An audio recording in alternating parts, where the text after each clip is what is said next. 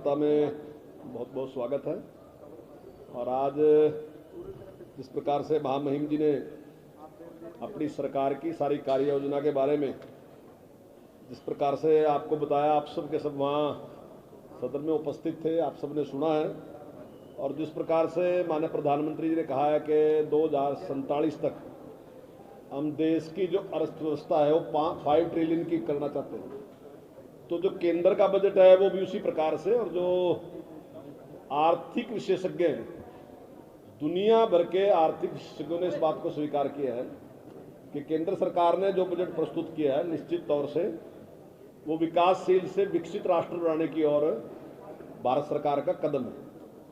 और उसी दिशा में आज जिस प्रकार से हमारी सरकार की जो कारगुजारी रही है और आने वाले टाइम में जो हम करने वाले हैं, जिसके बारे में माननीय राज्यपाल महोदय ने आप सबके सामने इस प्रकार से प्रस्तुत किया है, जहां 2030 तक हम 30% जो व्हीकल हैं वो इलेक्ट्रॉनिक करना चाहते हैं। इससे एक बहुत बड़ा लाभ होगा, जो तेल पर हम खर्च कर रहे हैं उससे बहुत बड़ा बचाव होगा। और इसी प्रकार से जो 1,80,000 से कम आमदन वाले उस गरीब व्यक्ति के लिए जिस प्रकार की चिंता वर्तमान सरकार ने की है, और उनको चाहे उनका आयुष्मान कार्ड है चाहे पीड़ा कार्ड है, उसको दोनों को बढ़ाने का लिए जो काम किया है वो अपनी बहुत बड़ी उपलब्धि है।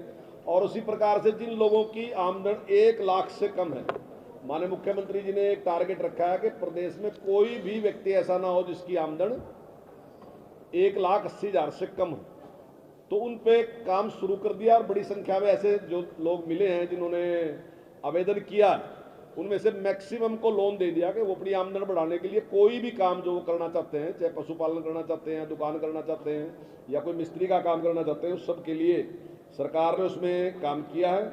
ऐसे ही ऑनलाइन जो SC प्रमाण पत्र हैं 3,63,000 ऐसे लोगों को जारी किए जहां उन्हें कहीं भी जाना नहीं पड़ा।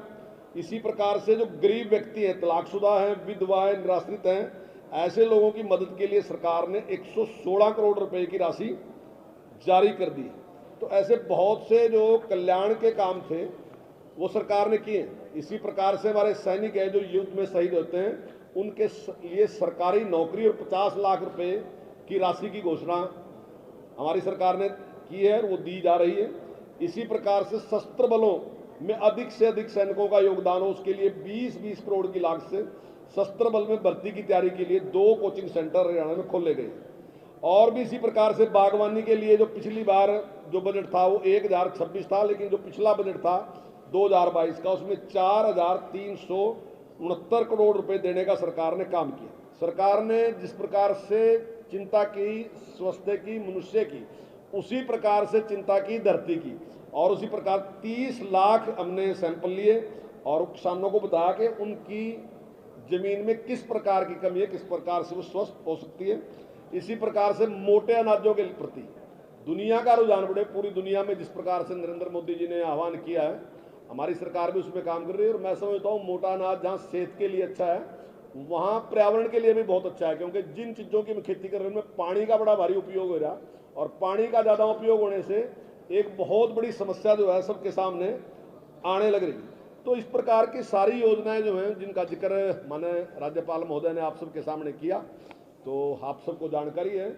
और जहाँ तक आज का ये अभी आपने जो एपिसोड देखा, तो मेरा कहना है कि लगता है कि विपक्ष ने दावे तो बहुत किए थे कि हम घेर लेंगे सरकार को, ये करेंगे वो करेंगे, लेकिन मैं समझता हूँ कि जो BAC की रिपोर्ट थी उन्होंने उसको प्रस्तुत होने से भी पहले उन्होंने इस प्रकार से शोर मचाने का काम किया।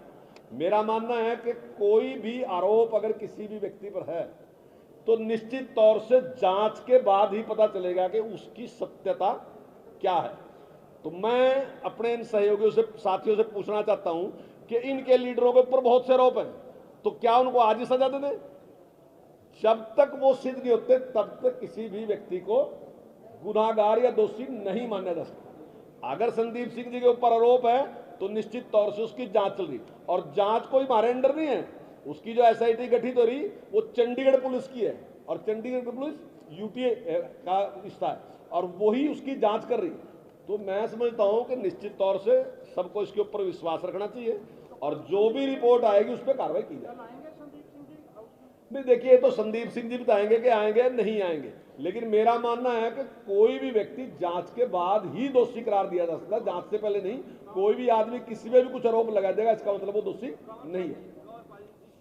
हंगामा हुआ और जो मांग थी कि संवैधानिक पद पर जब तक जांच चली तब तक इस्तीफा लिया, लेकिन ऐसा हो नहीं रहा है, तो क्या कारण है कि मतलब इस पर ध्यान नहीं दिया? नहीं, इस प्रकार के कोई उदाहरण प्रस्तुत करें कि क्या कहीं इस प्रकार से हुआ है पहले भी कहीं ऐसा कि किसी पे आरोप लगा और उसको इस्तीफा लिया?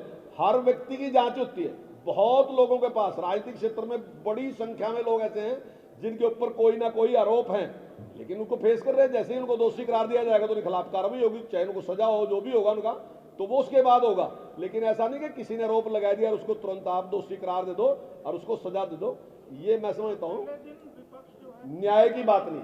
और आपने देख भी लिया कि जिस प्रकार से माननीय अध्यक्ष महोदय का व्यवहार था, माननीय अध्यक्ष महोदय ने, हालांकि उन्होंने पूरा प्रयास किया कि उनको नेम कर दें, उनका पूरा प्रयास था कि उनको हाउस से बाहर कर दें, लेकिन हमने इस प्रकार का कुछ नहीं किया और हमने निश्चित तौर से उनको वहीं अपनी बात कहने के लिए हमने वहीं रखा। आप पूरी तरीके से देखें, विपक्ष कोई बात रख नहीं सका। मैं समझता हूं जो बात उन्होंने जिस प्रकार से रखी, बाहर कोई कुछ भी करे, लेकिन हाउस में इस प्रकार की बात रखना, कोई नियमों का हवाला देकर उन्हें बात रखनी चाहिए थी। जिस प्रकार से उन्हें आज का डिस्टर्बेंस करी वो सही नहीं थी। जो ओल्ड पेंशन स्कीम की मांग उठ रही है बार बार, ओल्ड ओपीएस की, तो इसके बारे में सरकार अब कोई विचार करेगी? देखिए, ओपीएस के बारे में जो भी बात उठ रही, अभी नेता प्रतिपक्ष ने बयान दिया कि जैसे ही उनकी सरकार बनेगी तो सरकार बनते ही पहली कलम से वो उसको लागू कर देंगे। तो मैं जानना चाहूंगा वह कौन सी कलम थी, वो पहली, दूसरी, तीसरी कौन सी थी जिससे समाप्त करी थी? हमने समाप्त नहीं की, इन्हीं की सरकार ने इसको समाप्त किया था। इन्हीं की जो माननीय प्रधानमंत्री थे, जिनको ये माना जाता है कि दुनिया के जो इकोनॉमिक्स के बड़े ज्ञाता हैं, उन्होंने कहा कि स्कीम को चालू नहीं रखा जा सकता, ये देश के हित में नहीं है और देश की आर्थिक स्थिति खराब हो जाएगी। उनके ही सहयोगी जो सलाहकार है मोंटेक सिंह अहलूवालिया, अभी 10 दिन पहले उन्होंने बयान दिया कि इसको लागू नहीं किया जा सकता। ये सारी बात यही कह रहे, लेकिन आज क्या है कि कांग्रेस को लग रहा कि ये अंतिम बार है उनके लिए, यही मौका है, अब की बार नहीं तो फिर कभी नहीं। तो उन्होंने जहां भी कोई आंदोलन, आप देख रहे कहीं भी किसी बात पे भी आंदोलन है तो कांग्रेस तुरंत जाएगा उसको समर्थन कर रही कि हम भी आप ही के साथ हैं, पर हमें वोट दे दो, केवल और केवल वोट के लिए सारा। कांग्रेस के स्पोक्सपर्सन है पवन खेड़ा, जिन्होंने बोला नरेंद्र गौतम दास, तो आपको लगता है कि प्राइम मिनिस्टर के बारे ऐसे बोलना कांग्रेस के बारे ये एक गलत बात है? आपको क्या लगता है? देखिए, ये इस प्रकार की जो परंपरा चलाई जा रही कि बड़े लोगों के बारे में गलत शब्दावली का इस्तेमाल किया जा रहा है, मैं समझता हूं बिल्कुल गलत है। लेकिन मैं इस बात से खुश हूं, कम से कम हमारे हाउस में ऐसी स्थिति नहीं है, तो हमारे हाउस में ठीक है।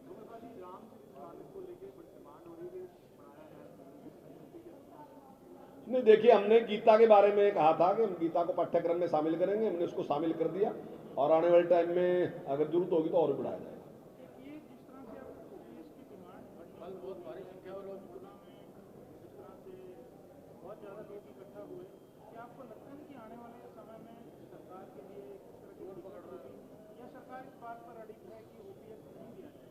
देखिए, इसके बारे में तो माननीय मुख्यमंत्री जी इसकी जो भी बात कहेंगे, लेकिन मैं मानता हूं कि जितनी बात मैंने सुनी है और जितने आर्थिक विशेषज्ञ हैं उन सब का मानना है कि प्रैक्टिकल नहीं है और इसको कोई भी सरकार लागू नहीं कर सकती।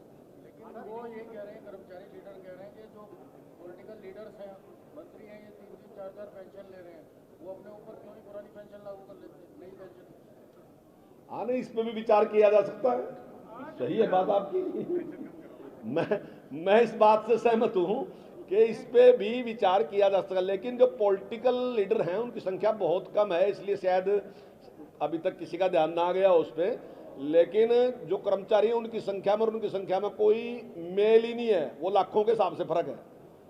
कल लेकिन वो सबसे ज्यादा इसी इशू को उठा रहे थे कि पॉलिटिकल लीडर्स पुरानी पेंशन ले रहे हैं, कुछ और ऑफिसर्स ले रहे हैं, तो बाकी पे नहीं, पुरानी पेंशन जो पीछे है वो तो उनको भी मिल रही है, लेकिन आगे भविष्य के लिए इसका निर्णय किया गया कि वो पुरानी पेंशन आगे चालू नहीं रहेगी।